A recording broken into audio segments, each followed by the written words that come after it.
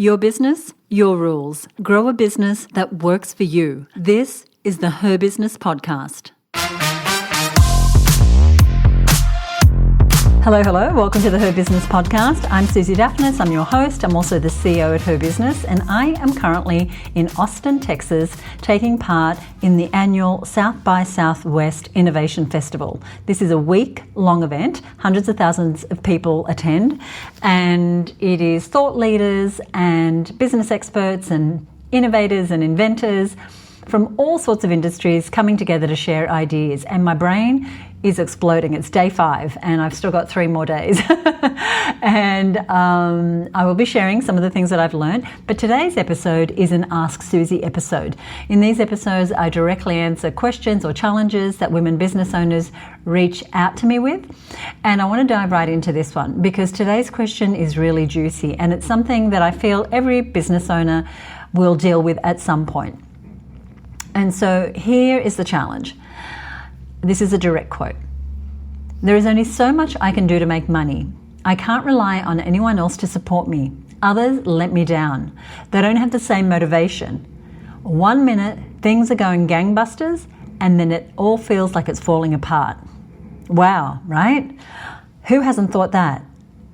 That in order to grow my business, in order for tasks to be done right, I have to do a bunch of it myself. I just can't rely on anyone else because no one's as invested in my business as I am, and they just don't have the same motivation.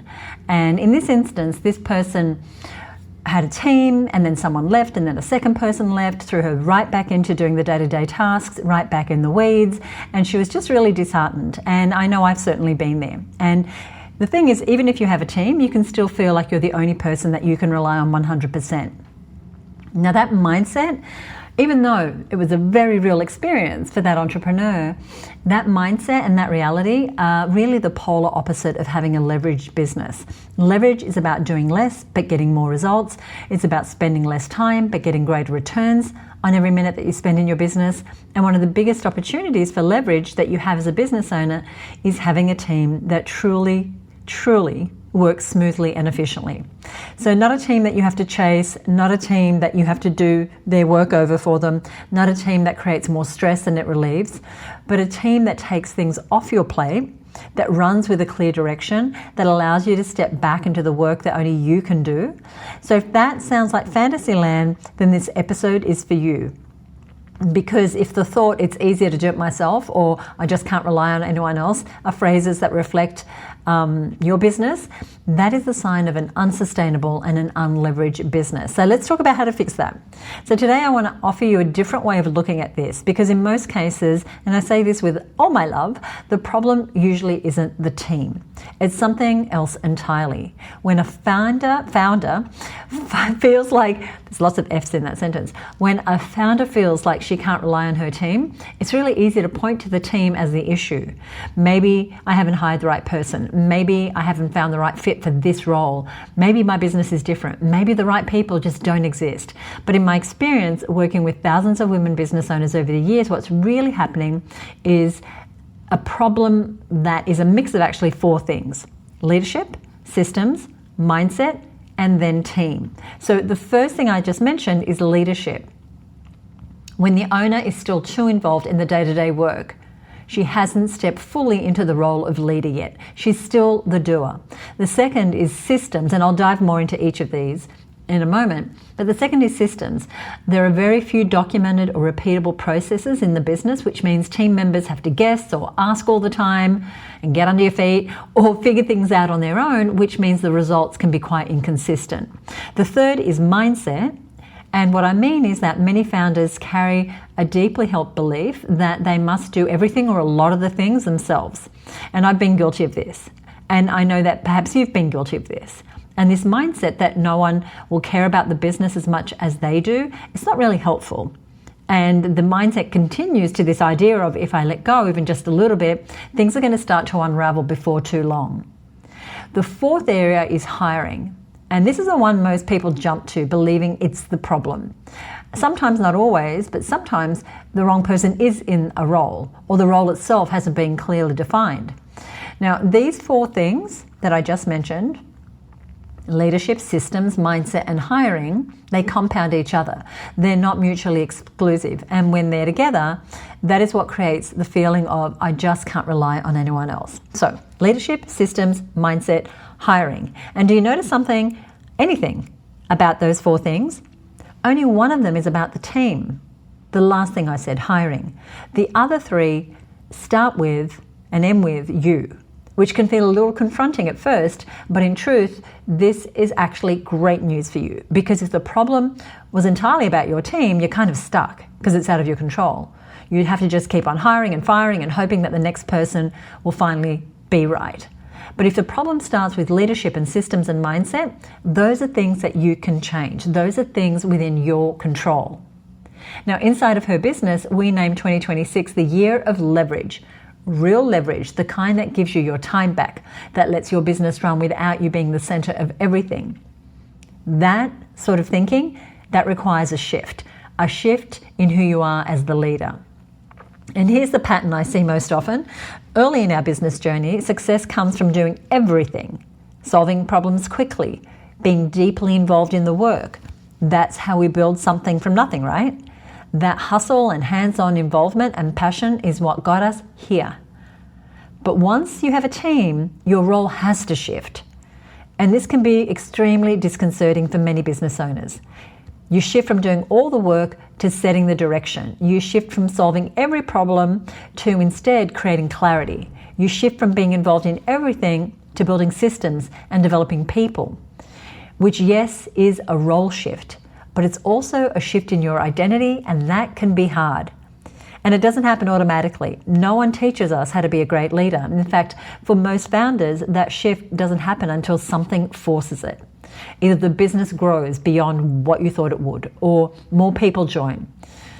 But the founder keeps leading the way she always has, being hands-on and involved and doing a lot of it herself. And because of that, the business slowly and quietly but surely hits a ceiling. And that's not because there aren't enough clients in the market, or because your offers aren't great, or your product isn't worthwhile, or your marketing isn't spot on, but it happens because the business has outgrown the way the owner is currently leading it. And I had to learn this the hard way. The identity you had when you started your business is not the identity that you need to grow and scale it. The skills that built the business are not the skills you need to scale it. One of the new skills we have to learn to step into this new identity of a leader is delegation. And I know you've heard, yes, you need to delegate. And it sounds kind of simple to hand off tasks and watch them get done. But that's not often the reality, as we all know. This is where the most frustration comes in, because without the right leadership, systems, and mindset, the cycle goes like this. You delegate a task, the task isn't completed, or more likely it's not done to the level of excellence that you would have done it. And then you follow up and ask for it to be done again, or you just get the work back and you redo the work yourself. And this repeats again and again. After it's repeated so many times, you stop delegating, because it starts to feel like the act of delegating and managing and following up takes much more time and effort than just doing it yourself. So here are the fundamental elements of delegation as a good skill. The first thing is outcomes. You might be delegating with unclear outcomes. So the team member is given a task, but not a clear picture of what success looks like in that task. What is the standard? What is the deadline? And if those outcomes aren't defined, the result is never going to live up to your expectations. So you want to be defining those things ahead of giving the task. The second is fragmented instructions. And now this is a big one, and it happens when we hand over tasks in pieces without explaining the full picture. And sometimes we do this because we think, oh, there's only so much that they need at this point, or I don't want them to run away with this task, so I'll just give them a little bit. But we need to explain the full picture, the context, the why. Your job as the leader is to give the vision in your head to your team, the complete vision, because if your team member has only fragments, they might get the task done and do as they're told, but they still miss the point entirely because they don't have the bigger picture. Why it's even important for this task to be completed, what impact this task has on the business's results, what impact they, as a cog in the overall wheel, and I don't mean that to dehumanize anyone, but their role in the business, what impact does it have? And third, we have to get about are really clear about the definition of what done is. Now, you likely have an idea in your head of what the finished result looks like for a delegated task, but your team member, especially if they're just learning the task or the role, might have another. So remember to take time before admonishing someone to make sure that they have a clear picture of what done looks like. Not three-quarter done, not lobbed back in your court, but complete. And make sure that your picture and your team member's picture, they actually match, they actually align. Or does the team member need the definition explained in more detail so that the outcome will match what you had in mind? And when delegation fails repeatedly, it's easy to throw your hands up and say your team just doesn't get it. But what's really missing is those 3 clarity pieces. What are the outcomes? Does the team have the bigger, fuller picture? And do the definitions of done actually line up? Now, I want to look a little deeper at what we're saying here, because there's a piece to this conversation that isn't talked about enough that directly influences how you're able to lead your team. Now, many founders struggle to fully step into an authoritative role, and there are good reasons for that. I tripped over that word, authoritative role. And there are good reasons for that, and that is we want to be liked. We often don't relish having difficult conversations. I don't know anyone who finds them fun. We didn't start a business to become a manager. We don't want to be a dictator. So we tip to the opposite end to avoid those things. And this is where lines can get blurry between being a friend and being a leader, between being a collaborator and being the decision maker, between being supportive and being really clear. When really leadership is far more nuanced. It's not black and white, because healthy leadership doesn't mean you have to remove all collaboration. It doesn't mean you can't develop relationships with your team members or ask them about their weekend or about their personal life. It doesn't mean you have to act like someone you're not or become cold or distant in order to gain their respect and their authority. But it does mean holding the vision for the business, the vision for a project, the vision for you as a leader, and really setting the direction and being clear about what is open to input and also what is not. And now this isn't about being demanding or stern. This is about giving your team a clear and confident leader to follow, which is what your team actually wants. They want to know exactly where the business is going and help to get there. They want to know what's expected so that they can do their jobs well. They want to have clarity and structure on what a job well done looks like. They want to succeed. And they don't want to be left guessing or assuming. And when you've made that shift fully and consciously from being the person who does the work to being the person who creates the environment where the work gets done well by others, then you've become a great leader. Things move without you. The team stops waiting for you. Things get done when you're not there. Your team becomes a reliable support behind you. And you, for the first time, can actually step back without everything falling apart. That is leverage. So how do you start making that identity shift? Here is where I start. And those of you who are members of Her Business will hear me say this all the time. It starts with a vision. Your team cannot move confidently without knowing where the business is going. So don't keep your vision tucked away in your head. Tell them, share with them, show them exactly how they fit into that bigger picture. Because if people are dropping balls or missing deadlines or seeming unmotivated, ask yourself, have I actually communicated the vision clearly? Do they know what we're building here? Do they understand the bigger picture of why their work matters? And if the answer to any of that is no, or even maybe, or I told them the business mission during onboarding, but I haven't touched it since, there you go. That's your starting point.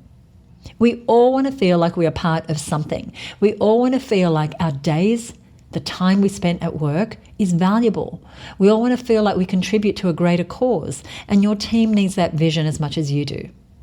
I know you have a vision in your head, so share it, define it, get excited about it, and then watch it happen with people at your back who do care as much as you do about seeing that vision become realized. So vision is first. The second thing is systems.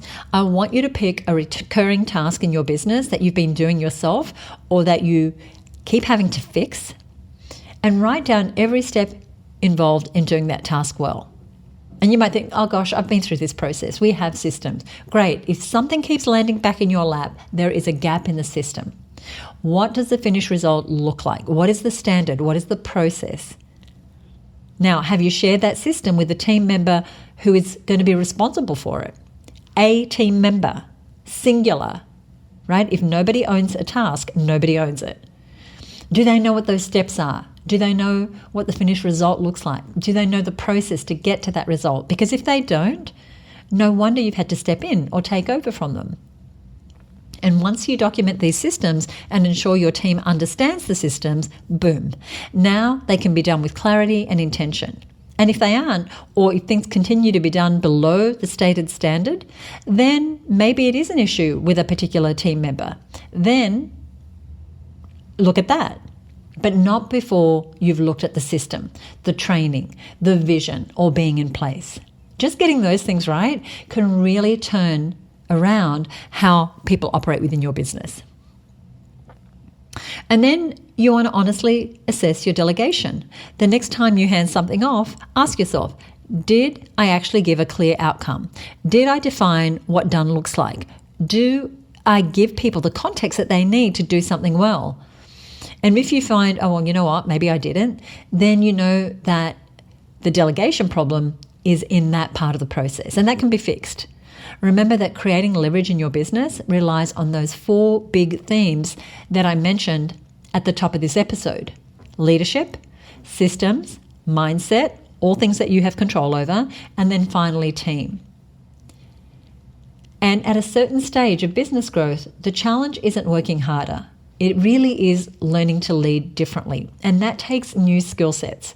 The business owners who do unlock that real leverage, who build businesses that don't depend entirely on them, and not the people who found, a mythical perfect team, that doesn't exist.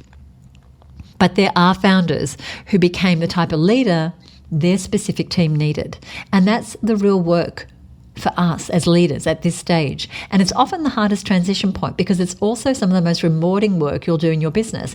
I know that I did not get into business to manage people or to lead people. And that's the shift I had to make. I'm not managing people, I'm leading people. So how do I step into this role of leader? And it's incredible to help your people grow and step into their roles fully. It's inspiring to see them care for your business the way that you do. And most importantly, it is essential for moving forward and growing into the future business that you want without feeling like you have to do it all yourself. So this was an Ask Susie episode. I have a couple more details for you before we go. I love doing these Q&A style formats.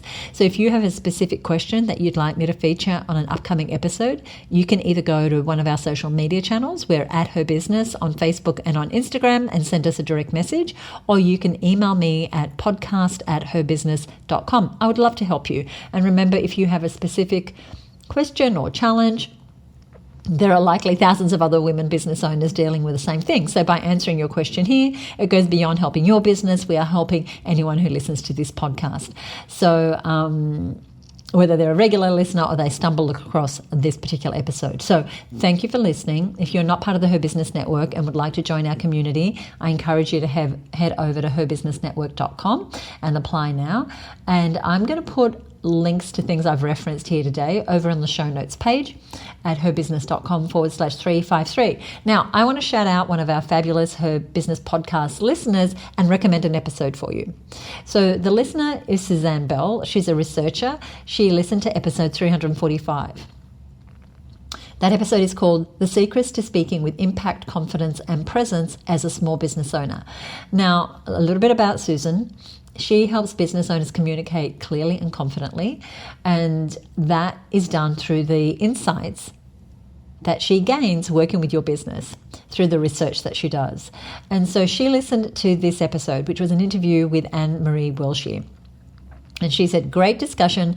100% recommend Anne-Marie to anyone who wants to have more impact and engagement in meetings and presentations. So I'm going to put a link to that episode. It's an excellent episode, and I think you will love Anne-Marie. You'll also love the message, and you may want to go ahead and work with her if you're looking to have more impact and engagement in meetings and presentations too. And thank you, Suzanne Bell. Thank you so much for your review. Now, if you enjoyed this episode, I would love it if you would leave a rating or review on Apple Podcasts. I know that every podcaster says this, but it makes such a big difference to know that you are listening, that you enjoyed something, that you've taken something away.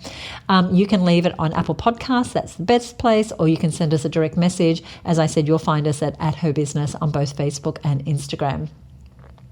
And once again, on our website at herbusiness.com/353, you're going to find a summary of today's episode, links to other resources we've discussed. And if you're new to the show and you've just discovered us via this episode, I'm Susie Daphnis. I'm the CEO at Her Business. For decades now, we have helped women grow more sustainable, more profitable businesses. Please reach out if there's any way that we can support you, or head over to our website at herbusinessnetwork.com to learn more about our community. Thank you so much for listening. Today's episode topic is such an important one. I'm working very closely with women who are stepping more into the leadership role. And here's what I know, that there is so much about being a great leader that comes back to us. And I don't say that to put more weight on your shoulders, but for you to know that it's in your hands. The power is in your hands to create an incredible, sustainable business that enrolls other people to support you in growing that business. Ask questions, get involved, stay in touch. You're awesome. I'll see you next week right here on the Her Business podcast. Bye for now.